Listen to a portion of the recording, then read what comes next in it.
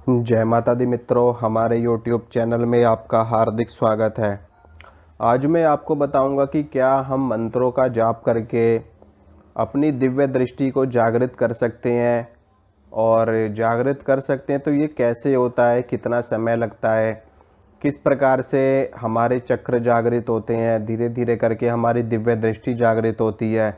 तो इन सब चीज़ों में कितना समय लग जाता है और हमें किस प्रकार से साधना करनी चाहिए कि हमारी जो दिव्य दृष्टि है वो शीघ्रता के साथ जागृत हो। मतलब कि साल 6 महीने में हो जाए, या 2 साल में हो जाए, या 3 साल में हो जाए।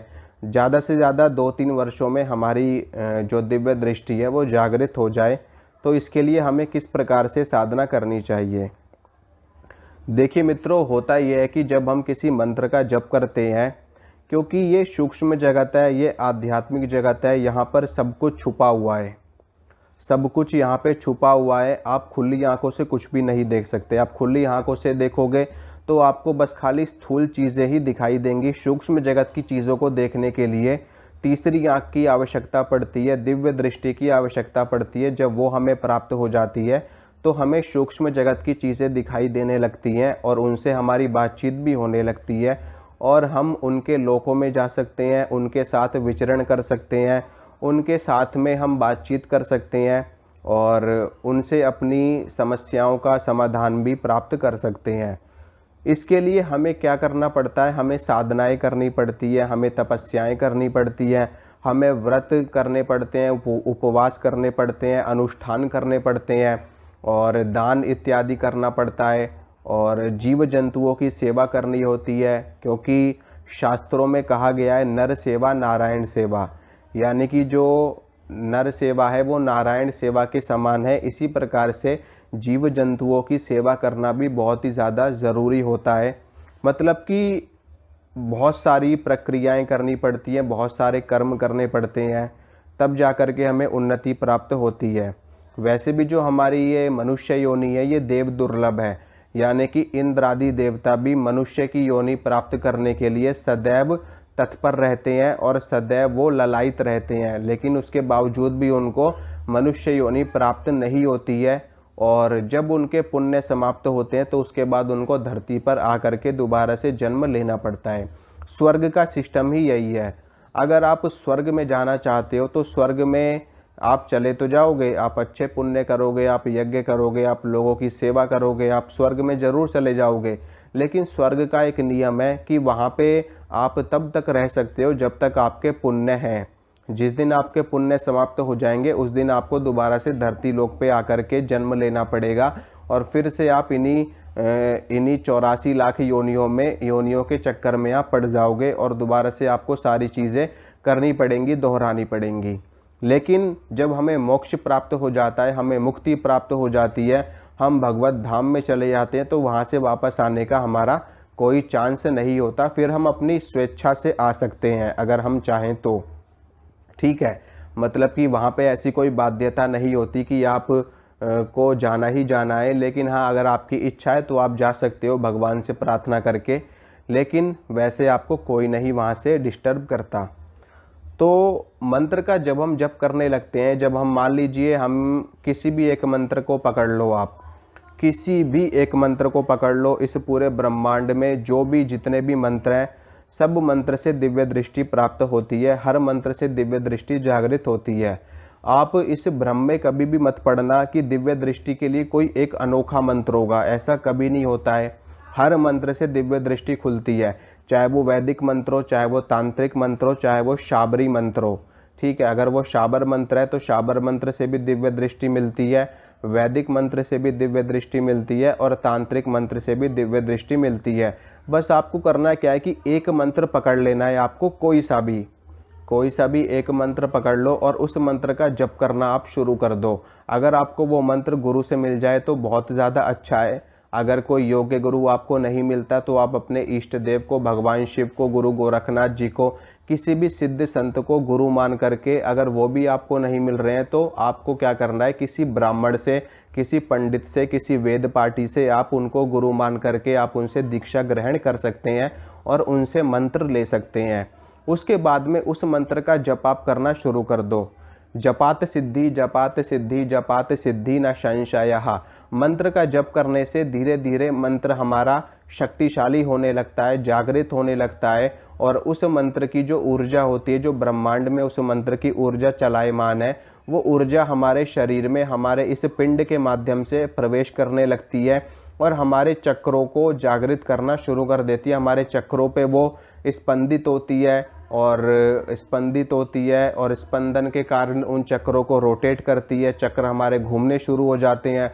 घूमने के बाद में जब चक्रों में घूर्णन होता है, जब हमारे चक्र घूमते हैं तो उनमें पुष्प खिलने लगते हैं। यहीं से हमारी साधना शुरू होती है। मूलाधार चक्र हमारा जागृत होता है, फिर स्वादिष्ठान चक्र जागृत होता है, उसके बाद हमारा नाभि चक्र हो गया, फिर हृदय चक्र आ जाता है, विशुद्धि चक्र आ जाता है, आज्ञा चक्र, अजन चक्र बोलते हैं जिसको, इसको हम थर्ड आई भी बोलते हैं, इसको हम दिव्य दृष्टि भी बोलते हैं, ठीक है, इसको हम त्रिकुटी बोलते हैं, इसको हम भ्रिकुटी बोलते हैं। उसके ऊपर हमारा सहस्रार चक्र आ जाता है। तो लेकिन जो हमारी दिव्य दृष्टि है वो हमें क्रमबद्ध तरीके से प्राप्त होती है। ऐसा नहीं है कि आपको सीधा दिव्य दृष्टि मिल गई, ऐसा नहीं होता है। ये क्रमबद्ध तरीके से आपको प्राप्त होगी। सबसे पहले आपका मूलाधार चक्र जागृत होगा जब आप किसी मंत्र का जप करेंगे।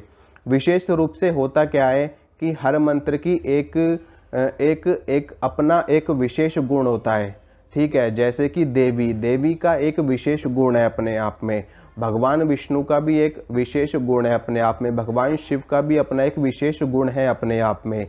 तो होगा क्या जी, उस मंत्र का जो एक विशेष गुण होगा वो गुण सबसे पहले परिपक्व होगा, वो गुण सबसे पहले जागृत होगा आपके शरीर के अंदर, आपके चक्रों के अंदर।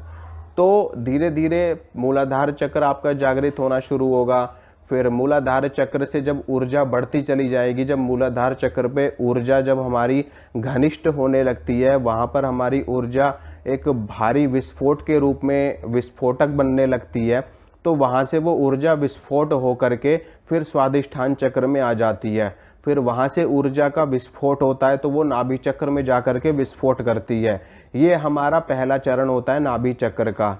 पहला चरण तो मूलाधार पे होता है, फिर उसके बाद में ये हमारा नाभि चक्र, जो मुख्य चक्र मैं बताता हूँ आपको। मुख्य चक्र हमारा एक नाभि चक्र होता है, मुख्य चक्र, उसके बाद हृदय चक्र होता है, फिर उसके बाद आज्ञा चक्र होता है। ये तीन हमारे मुख्य चक्र होते हैं। इनका बहुत विशेष महत्व होता है हमारे जीवन में, हमारी साधनाओं में, हमारे आध्यात्मिक क्षेत्र में। तो नाभि चक्र पे जब विस्फोट होता है तो बहुत भयंकर ऊर्जा निकलती है, और जब ये ऊर्जा का विस्फोट होता है हर तरफ नीले रंग का प्रकाश फैलता है, ठीक है, नीले रंग का प्रकाश फैलता है। और यहाँ पर बताया जाता है कि भगवान विष्णु का स्थान होता है नाभि चक्र में, और जब यहाँ पर ऊर्जा फूटती है, ऊर्जा का यहाँ विस्फोट होता है, तो साधक का खाने पीने की इच्छा नहीं करती, यानी कि उसका वैराग्य होने लगता है भोजन में वैराग्य साधक का होने लगता है। और वो उसकी जो जीभ होती है ना, वो मतलब कि किसी भी चीज़ को देख करके आकर्षित नहीं होती, वो सिर्फ इतना ही भोजन करता है जितना उसके शरीर को जीवन जीने के लिए आवश्यकता होती है। नाभि चक्र से आगे जब बढ़ती है हमारी ऊर्जा, मंत्रों का जब हम करते रहते हैं लगातार, इन सभी चीज़ों में मंत्रों का जब हमारा लगातार चलता ही रहता है, मंत्र का जब हमारा नहीं रुकता। मंत्र का जब आप कैसे करोगे, देखो, उपांशु जब भी आप कर सकते हो, मानसिक जब भी कर सकते हो, और वाचिक जप भी आप कर सकते हो। सबसे श्रेष्ठ जप जो बताया गया है वो है मानसिक जप। अगर आप मानसिक जप करते हो तो आपको जल्दी सफलता मिलती है बजाय उपांशु जप के और बजाय वाचिक जप के। तो अगर आपका मंत्र छोटा है, उसमें आपका ध्यान लग सकता है अच्छे से, क्योंकि मंत्र जितना छोटा होगा ना उतना ज़्यादा अच्छा रहता है मानसिक जप करने के लिए। सबसे छोटा मंत्र नमः शिवाय, पंचाक्षरी मंत्र है नमः शिवाय। इसमें ओम भी हटा दो, आप ओम लगाओगे षडाक्षरी बन जाएगा। खाली पंचाक्षरी की बात करता हूँ यहाँ पे। नमः शिवाय बहुत छोटा मंत्र है और ध्यान लगाने के लिए बहुत ही सर्वश्रेष्ठ मंत्र ये है। इसमें आपका ध्यान बहुत अच्छा लगेगा। मानसिक जप आप इस मंत्र का बहुत आसानी से कर पाओगे, क्योंकि मानसिक जप में होता क्या है कि जो हमारे प्राण होते हैं वो उनमें थोड़ी सी डिस्टर्बेंस आती है। जब आपकी जो श्वास एक नॉर्मल तरीके से चल रही है तो उसमें एक डिस्टर्बेंस आती है जब आप मानसिक जप करोगे किसी बड़े मंत्र का। तो अगर बड़ा मंत्र है तो आप उसका उपांशु जप करिए, और अगर छोटा मंत्र है तो आप उसका मानसिक जप कर सकते हैं। फिर उसके बाद में नाभि चक्र से ऊर्जा ऊपर उठेगी, हृदय चक्र में आएगी। हृदय चक्र में विस्फोट होता है बहुत तगड़ा, जब ऊर्जा यहाँ पे पहुँचती है। यहाँ पे जैसी ऊर्जा का विस्फोट होगा, जैसी ऊर्जा पहुँचेगी, आपको घबराहट, बेचैनी, उल्टी जैसा मन, और आपको अच्छा नहीं लगेगा कुछ भी। आपका ऐसा मन करेगा कि बस एकांत में पड़ा रहूं, कोई डिस्टर्ब ना करे मेरे को, ऐसा आपको महसूस होगा। इसके साथ में आपका हृदय शुद्ध होने लगेगा, आपके हृदय में शुद्धता भरने लगेगी। हर किसी के लिए आपके मन में करुणा भरेगी, हर कोई व्यक्ति आपको अच्छा लगेगा, आपका शत्रु भी आपको अच्छा लगेगा, उसके लिए भी आपके भाव अच्छे होते जाएंगे। ठीक है, फिर आगे बढ़ेंगे, विशुद्धि चक्र आएगा, कंठ चक्र आएगा। यहीं इसी कंठ चक्र में भगवान शिव ने विष को धारण कर रखा है, इसीलिए उनको नीलकंठ कहा जाता है। तो यहाँ पर जब आपका चक्र आए, वो ऊर्जा जब यहाँ पर पे आएगी, आपकी कुंडलिनी शक्ति जो आएगी, फिर यहाँ पर विस्फोट होगा। यहाँ पे विस्फोट होगा तो आप सिद्ध बनने लगोगे, यानी कि आपको सिद्धता हासिल होने लगेगी। आप जो बोलोगे वो चीज़ हो जाएगी, आप जिस चीज़ के लिए प्रार्थना करोगे वो आपको प्राप्त हो जाएगी। आप किसी व्यक्ति को श्राप दे दोगे तो वो फलित हो जाएगा, किसी व्यक्ति को वरदान दे दोगे तो वो फलित हो जाएगा। आपके मुख से वाक्य सिद्ध होने लगेंगे, वाक्य सिद्धि आपको मिलने लगेगी। तो ये चीज़ यहाँ से मिलती है। उसके बाद में फिर आती है दिव्य दृष्टि, फिर जा कर के आपको दिव्य दृष्टि प्राप्त होती है। ऐसा कभी नहीं होता कि आपको डायरेक्ट, आपको सीधा दिव्य दृष्टि प्राप्त हो जाए। ये एक चरणबद्ध तरीके से हमें प्राप्त होती है, क्रमबद्ध तरीके से प्राप्त होती है। डायरेक्ट कभी भी दिव्य दृष्टि प्राप्त नहीं होती, और जो साधक नीचे के चक्रों का भेदन नहीं करता उसको दिव्य दृष्टि डायरेक्ट मिल ही नहीं सकती। और दिव्य दृष्टि इतनी बड़ी चीज़ है अपने आप में, जिसको मिल गई ना, वो समझो कि इस धरती पे दूसरा भगवान कहा जा सकता है उसको, जिसके पास ये दिव्य दृष्टि है। बाकी कोई दिव्य दृष्टि का भ्रम फैला करके घूमे, कोई दिव्य दृष्टि के नाम पे आपको झूठ बोले, कुछ भी बोले, उनसे कोई हमारा लेना देना है नहीं। ठीक है, लेकिन लोग भ्रमित ज़्यादा हैं दिव्य दृष्टि को लेकर के। मैं आपको बताता हूँ सच्चाई, दिव्य दृष्टि को इतनी छोटी चीज़ नहीं है, बहुत बड़ी चीज़ है। दिव्य दृष्टि के ऊपर चर्चा करूँगा आपसे कल विस्तार में दिव्य दृष्टि के ऊपर आपसे चर्चा करूंगा कि जब दिव्य दृष्टि जागृत होती है तो क्या इसकी मायने होते हैं अपने आप में। दिव्य दृष्टि के कोई छोटी चीज़ नहीं है, ठीक है, और ना ही ये कोई इतनी आसानी से जागृत होने वाली चीज़ है। जहाँ तक मैंने आपको बताया कि आज्ञा चक्र तक आने में आपको वर्षों का समय लग जाएगा। ठीक है, वर्षों का समय लगता है इन चीज़ों में।